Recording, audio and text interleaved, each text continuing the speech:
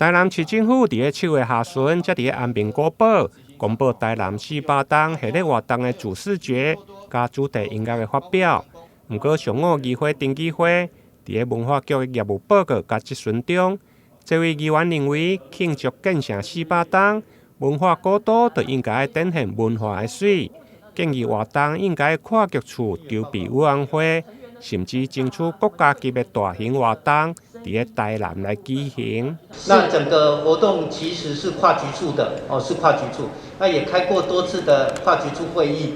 那目前刚刚你提到的，不管是国庆烟火或是台湾灯会的事情，其实各局处都积极的在争取当中啊。那其实在，不同的领域，我想这个大家都很期待这个2024这个建成400年的这个整个活动啊，也希望说能够办的让大家都可以全台湾全世界都可以看到。所以我想这个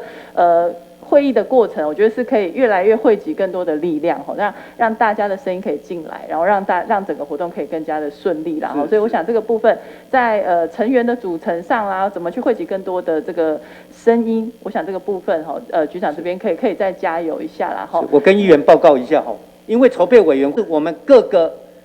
所谓的各局处的比如说文化大展的自己有一个咨询的委员，我们可以再去多邀请。那农业局可以多邀请跟农业的，就是让各方面的意见都可以纳入，让大家都有对于台南庆典这个参与感啦。上午的建设部门业务报告甲质询中，因为佫包括台南市美术馆的营运状况。虽然会中这位议员肯定美术馆最近的活动对深山市集到亚洲的地域与幽魂特点办甲真成功。因此，议员建议保守公务人员、各组的官员先回去办公。不过，现场嘛有议员有无同的意见。虽然官员受到启发，不过领的薪水嘛是市府支付。照规定，议会就是有权来监督，成为议事厅另外一个争执的焦点。台南新闻联跟杨顺华采访报道。